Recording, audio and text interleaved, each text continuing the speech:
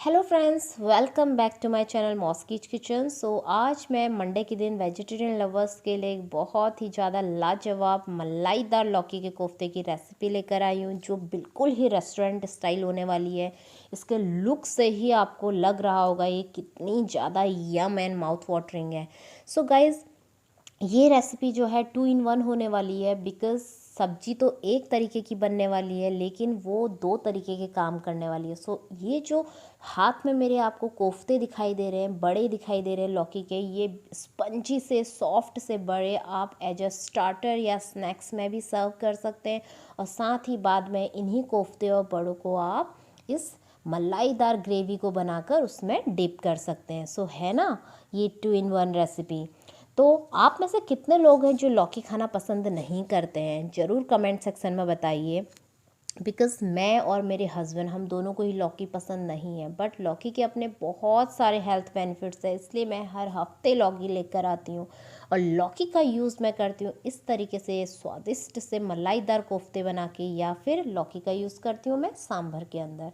तो लौकी को ज़रूर अपनी डाइट में इंक्लूड करिए और ये शानदार सी रेसिपी बनाइए, खाइए। और अगर पसंद आए, like, comment, share and subscribe करना बिल्कुल भी ना भूलें।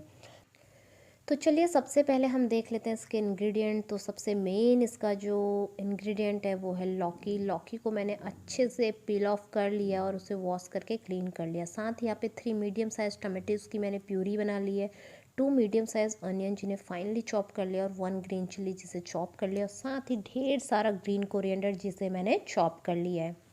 तो चलिए, अब सबसे पहले हम हमारी जो लौकी है उसे ग्रेट कर लेते हैं। लौकी को ग्रेट करने के लिए मैंने यहाँ पर ले लिया है एक बोल और उसमें ले लिया है ग्रेटर। तो आपने इस तरीके का जो सबसे बारीक वाला ग्रेटर आपके घर पर अवेलेबल है वो आपने यूज़ करना है। तो देखिए, इसे जल्दी से मैं ग्रेट कर रही हूँ।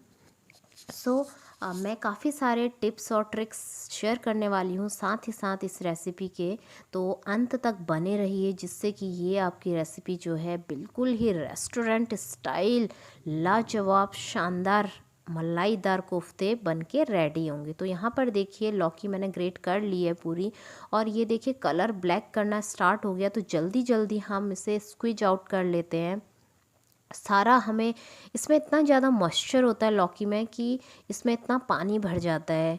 यहाँ पर देखिए कितना सारा पानी इसमें भर गया है। तो अगर आप इस वाटर का यूज़ करना चाहते हैं आप यूज़ कर लीजिए, बट मैं यहाँ पे नहीं करूँगी कि ये बहुत ज़्यादा ब्लैक हो गया है।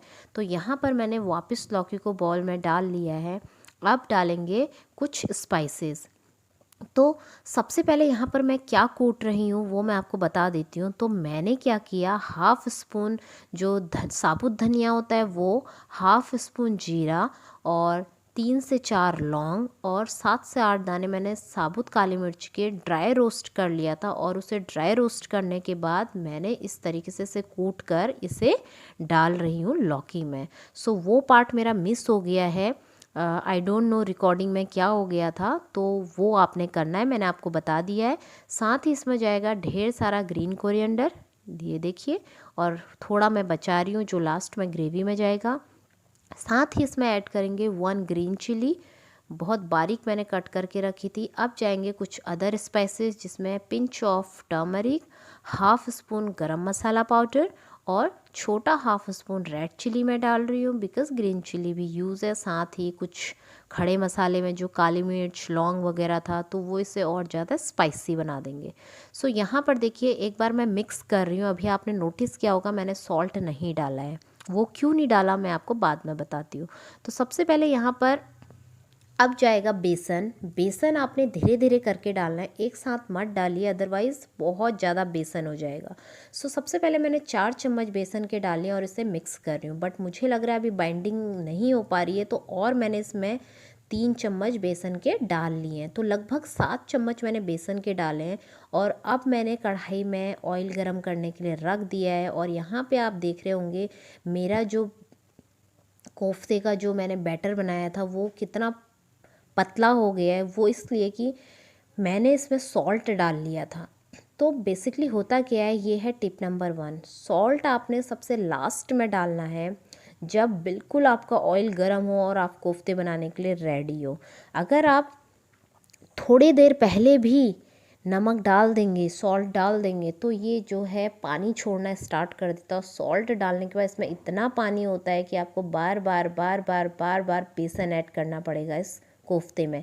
सो बेटर है कि ऑयल गर्म हो जाए तो फटाफट से सॉल्ट डालिए और इसके इस तरीके से बॉल्स बनाइए और ऑयल में डीप कर दीजिए। तो यहाँ पर देखिए सारे मैंने डाल लिए हैं कोफ्ते, और कोफ्तों को आपने ना लो फ्लेम पे फ्राई करना है ना आपने हाई फ्लेम पे, इसको मीडियम फ्लेम पे करिए।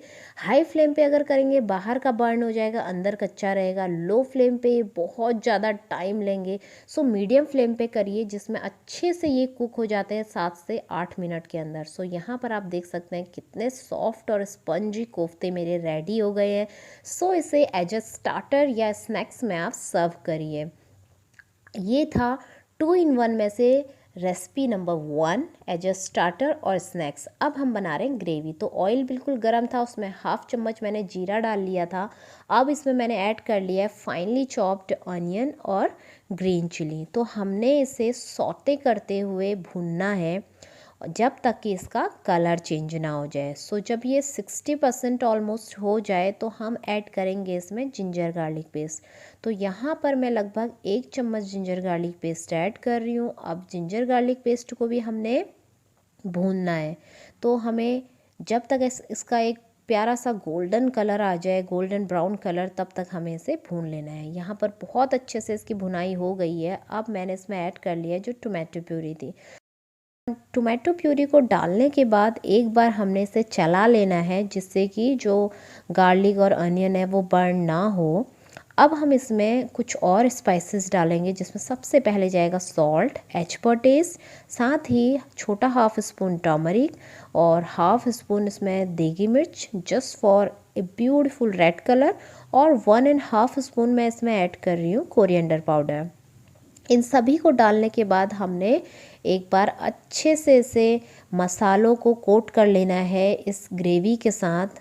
अच्छे से भुनाई करनी है मसालों की भी, और उसके बाद हमने इसे ढक लेना है और ढक कर लीड लगाकर हम इसे कुक करेंगे। तो 3 से 4 मिनट के बाद देखिए मेरी जो मसाला जो आप देख सकते हैं बहुत अच्छे से भुन गया है। इसकी इतनी अच्छी खुशबू आ रही है। और एक बार आपने इस तरीके से, और यहाँ पर आप देख सकते हैं कितने अच्छे से इसकी भुनाई हुई है मसाले की, इसके कलर से ही आपको पता लग रहा होगा। सो अब यहाँ पर मैं आपके साथ शेयर कर रही हूँ सीक्रेट ट्रिक्स। तो यहाँ पर मैं ऐड करने वाली हूँ कर्ड। तो आपने क्या करना है, कर्ड लेना है। कर्ड को सबसे पहले आपने एक मलाईदार क्रीमी जो है टेक्सचर देना है। मेरी देखिए ऐसा लग रहा है कि ये बिल्कुल क्रीम हो। तो सबसे पहले मैं 4 स्पून मैंने कर्ड ऐड कर लिया है, और कर्ड को डालते ही आपने इसको बिल्कुल स्टीयर करना है। अगर आपने इसे छोड़ दिया तो आपकी कर्ड जो है वो बिल्कुल ही फट जाएगी और आपके ग्रेवी में वो बिल्कुल दिखेगी दानेदार रूप में। तो आपने क्या करना है, जब आप कर्ड को डालें या तो गैस बंद कर लें या फिर आप गैस का फ्लेम बिल्कुल लो कर रखें। लो फ्लेम रखने के बाद जब आप इसको फटाफट से दही डालते ही आप इसको स्टीयर करते हुए कंटिन्यू लगातार चलाते रहेंगे तो ग्रेवी में बिल्कुल ही अच्छे से मलाई के तरीके से जो है मिक्स हो जाती। तो यहाँ पर बहुत अच्छे से मेरी ग्रेवी कुक हो गई थी। और अब इसमें डालेंगे वाटर। तो वाटर आपने अपने अकॉर्डिंग डालना है, जितना भी आपको पसंद है, कितना थिक पसंद करते हैं आप, पतली ग्रेवी पसंद करते हैं, तो अपने हिसाब से आपने पानी ऐड करना है। सो यहाँ पर आप देख सकते हैं मैं इसे थिक बनाने वाली हूँ तो मैंने उसके हिसाब से पानी ऐड कर लिया है। और अब देखिए यहाँ पे पानी डालने के बाद एक बार मैंने इसे चला लिया है, और अब इसमें आप देख सकते हैं एक बॉईल आना लगा है। तो जब ये बॉईल आ जाए उस टाइम पर मैंने यहाँ पे हाफ स्पून जो है गरम मसाला पाउडर डाल दिया है। साथ ही इसमें मैं ऐड कर रही हूँ कसूरी मेथी। अब कसूरी मेथी क्या काम करेगी वो मैं आगे बताती हूँ कि क्यों मैंने ऐड करा कसूरी मेथी को आज इस ग्रेवी में। तो यहाँ पर मैंने दोनों को एक बार मिक्स कर लिया है, ओके। और मिक्स करने के बाद इसे मैं अच्छे से एक और बॉईल मैंने आने दिया है। नीचे आप देख सकते हैं बॉईल आ रहा है। ऊपर मैं क्या कर रही हूँ वो दिखाती हूँ। अब पहले तो मैंने कर्ड ऐड किया था, दही। अब मैं ऐड कर रही हूँ मलाई। तो मेरी मलाई यहाँ पे बहुत ज़्यादा पतली है, वो इसलिए कि जस्ट अभी मैंने दूध गर्म किया था और दूध के ऊपर जो हल्की सी मलाई बॉईल होने पे होती है वो मैंने ली है। तो आप चाहें तो आप जो ऑलरेडी आपके पास मलाई बची हुई है या फिर अमूल की फ्रेश क्रीम मलाई होती है वो भी आप ले सकते हैं। सो एक बार मलाई को डालकर बहुत अच्छे से स्टीयर करते हुए हमने इसे चलाना है। और इसमें साथ ही साथ जो है अच्छे से बॉईल भी आ रहा है। तो मैंने यहाँ पर क्या करा है, इस कोफ्तों को डाल लिया है। तो कोफ्ते डालने के बाद एक बार आपने बस जस्ट एक बार आपने हिलाना है। उसके बाद आपने लो फ्लेम पर 4 से 5 मिनट इन्हें कुक होने देना है। So look at this guys, बहुत ही प्यारा, शानदार, लाजवाब, बिल्कुल रेस्टोरेंट स्टाइल आपको ये ग्रेवी लगेगी। जो मैंने कसूरी मेथी डाली थी वो ये काम करते हैं। आप देखिए, जब मैंने जैसे ही इसकी लीड उठाई तो आपको ढेर सारा ऊपर से ऑयल वगैरह और एक प्यारा सा ब्यूटीफुल सा रेड कलर दिखता है। तो वो कसूरी मेथी का कमाल है। तो कसूरी मेथी को ज़रूर डालिए, वो बहुत अच्छा काम करती है एक कलर देने में, और एक जो खुशबू उसकी आती है वो बहुत ही यम होती है। सो यहाँ पर मेरी जो ग्रेवी है वो डन हो गई है, ऑलमोस्ट कुक हो गई है फुली, और टाइम है सर्व करने का। तो इसे फटाफट से हम सर्व कर लेते हैं। तो मैं आपको जो ग्रीन कोरिएंडर है वो डालना भूल गई हूँ दिखाना, तो वो ज़रूर ऐड कर लीजिए। सो यहाँ पर मैंने प्लेटिंग कर ली है and look at this an awesome gravy guys. मैं आपको ट्रस्ट मी, आप इसे ज़रूर ट्राई करिए, बनाइए और मुझे ज़रूर बताइए आप लोगों की कैसी बनी थी।